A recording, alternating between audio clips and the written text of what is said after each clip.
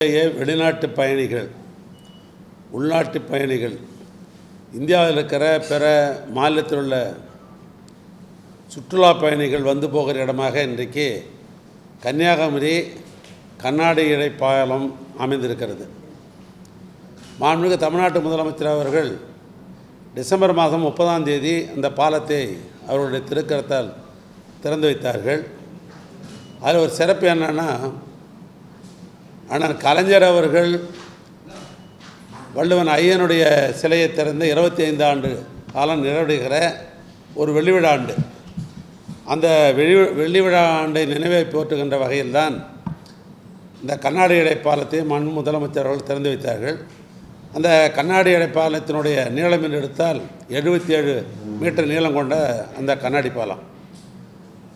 அதில் மையப்பகுதியில் ஏறத்தாழ 65 மீட்டர் கண்ணாடியால் அமைக்கப்பட்டிருக்கிற ஒரு பாலம். அதனால தான் உலகத்தினுடைய சுற்றுலா பயணிகள் கூட அதை கண்டு ரசித்தார்கள். நாளுக்கு நாள் கூட்டங்கள் லட்சக்கணக்காக கூட ஆரம்பித்தது. இந்த 2 பகுதியினுடைய பாலத்தை இணைக்கிற மேலே இருக்கிற தூண், அந்த தூணை ஒரு செக் பண்ணணும், அந்த போல்டு நட்டெல்லாம் செக் பண்ணணும் என்ற அடிப்படையில் அந்த பராமரிப்பு பணியை பார்த்து கொண்ட ஒப்பந்ததாரர் மேலே ஏறி செக் பண்ணுறார். செக் பண்ணும்போது ஒரு சுத்தியல் அந்த தெரியல அதையும் தவறி கீழே நேரடியாக விழுது. அது விழுகிற பொழுது அந்த கண்ணாடியில் ஒரு சிறு கீறல், உடைப்பில்லை, சிறு கீறல் ஒன்று விழுது. அந்த சிறு கீறல் உழறதால பயணிகள் யாரும் போகக்கூடாதுன்னு சொல்லலை. சுற்றுலா பயணிகள் தொடர்ந்து பயணித்து கொண்டிருந்தாங்க. அந்த ஒரு கீறல் விழுந்த இடத்துல மாத்திரம் ஒரு பிளாக் பண்ணிவிட்டு ஒரு பாதுகாப்பு அரணை அமைச்சிட்டு தொடர்ந்து பயணிகள் சுற்றுலா பயணிகள் கொண்டு தான் இருக்கா. அதனால் எந்த இதுவும் வரல. இதில் இந்த அரசாங்கத்தை பாராட்டுகின்ற தொலைக்காட்சிகள், அரசாங்கத்தை பாராட்டுகின்ற பத்திரிகைகள், இந்த அரசாங்கத்தை பாராட்டுகின்ற சமூக வலைத்தள நண்பர்கள் நிறைய பேர் இருக்கிறாங்க. ஒரு சில இந்த அரசாங்கத்தை பிடிக்காத ஏதாவது ஒன்று பெருசாக ஊதுவாங்க இல்லையா. அந்த அடிப்படையில் சில தினசரி பத்திரிகையிலும் சமூக வலைத்தளத்திலும் கண்ணாடி உடைப்பு, கண்ணாடி அப்படிலாம் சில செய்திகள்லாம் அதெல்லாம் தவறான செய்திகள். அதெல்லாம் தொடர்ந்து பயணிகள் போய் கொண்டிருக்கிறாங்க. சுற்றுலா பயணிகள் அந்த இடத்துல பாதுகாப்பாக வைக்கப்பட்டு விட்டது. இப்படிப்பட்ட நிலையில் ஏன்னா அந்த ஒப்பந்ததாரத்தில் என்னென்னு கேட்டால் ஏற்கனவே அதில் எந்த பழுது ஏற்பட்டாலும் இந்த 10 ஆண்டுக்கு அவர் தான் செலவு பண்ணணும். அதனால் உடனே அவர் என்ன பண்ணுறாரு, இதை சப்ளை பண்ணவங்க சென்கோபியன் தான் சப்ளை பண்ணாங்க. அந்த கண்ணாடி என்பது எப்படின்னு அளவுன்னு கேட்டிங்கனாக்கா, அதாவது 2 மீட்டர் நீளம், 2.40 அகலம். அப்படி திக்னஸ்ன்னு பார்த்தீங்கன்னாக்கா 55 மில்லிமீட்டர் அதனுடைய திக்னஸ்ஸு. அது எப்பயுமே ஒன்றுமே ஆகாது. குறிப்பாக அந்த இடத்துல நான் சொல்கிற இந்த 2 மீட்டர் நீளம், 2.40 அகலம், அப்படியே தாங்கும் திறன் எடுத்து கிலோ கணக்குன்னு பார்த்தீங்கன்னா 2500 கிலோ தாங்கும் திறன் கொண்டது. மனித வளம்னு பார்த்தீங்கன்னா 35 பேர் அதில் நிற்கலாம். 35 பேர் அதில் நின்னா கூட அந்த கண்ணாடிக்கு ஒன்றும் ஆகாது. அதனுடைய தாங்கும் திறன் அந்தளவுக்கு வலுவாக தரமாக இருக்கிறது.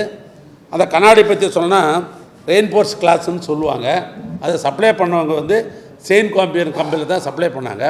இப்போ உடனே என்ன பண்ணார் ஒப்பந்ததார், எங்களுடைய பொறியாளர் கோட்டை பொறியாளர்கிட்ட இன்ஃபார்ம் பண்ணிவிட்டு உடனே அந்த கம்பெனிக்கு ஃபோன் போட்டு அந்த கண்ணாடி இழை பாலம் வேணும்னு சொன்ன உடனே அவங்க திரும்பவும் அந்த கண்ணாடி பாலம் கொடுக்கப்பட்டு இப்போ இந்த 8-9 அன்று இரவே, ஏன்னா அது நம்ம கண்ணாடி எடுத்துகிட்டு அப்படி போடுறதுலாம் இல்லை, அதுக்கு டெக்னாலஜி இருக்குது, அதுக்கான மிஷின் தனியாக இருக்குது.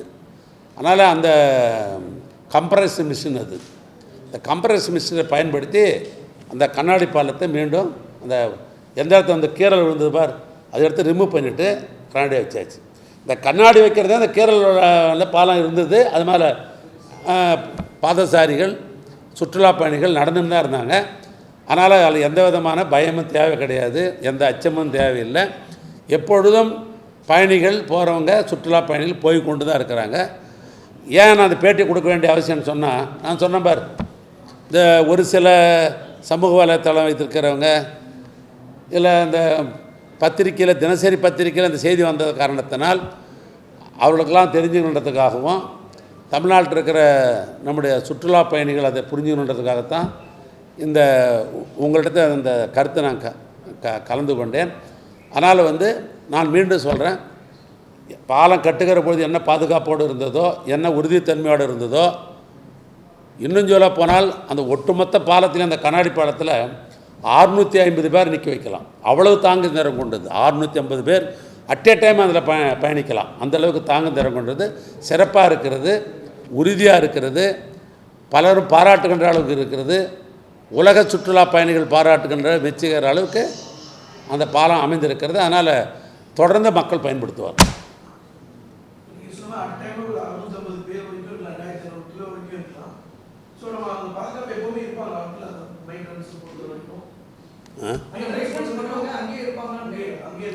ஆமாம் ஆமாம், அந்த இல்லை அப்படி தான் ஒப்பந்தமே என்னென்னு கேட்டிங்கன்னாக்கா, இந்த 10 ஆண்டு காலத்திற்கு அவங்க தான் மெயின்டெனன்ஸ் நேரடியாக.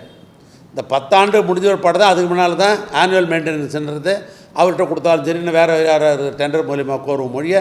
இப்போ இந்த ஒப்பந்த அடிப்படையில் 10 ஆண்டுக்கு ஏற்கனவே யாரும் ஒப்பந்ததாரரோ அவர் தான் ரெண்டாவது அதில் என்ன ரிப்பேராக இருந்தாலும் அதையும் அவரே தான் சொந்த செலவு தான் பண்ணி தரணும். ஏன்னா அப்படி தான் ஒப்பந்தம் போடப்பட்டிருக்கிறது.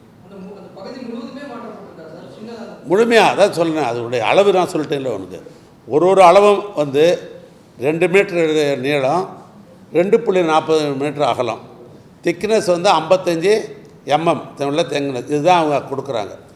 ஒன்று மாத்திரம் ஒரு கேரில் விழுந்தால் கூட சரி, அது முழுமையாக எடுத்து போட்டு முழுமையாக தான் வைக்க முடியும். அதுக்குன்னு தனியாரெலாம் ரிப்பேர் பண்ண முடியாது. ஏன்னா ஃபேக்ட்ரியில் தயார் பண்ணுறது.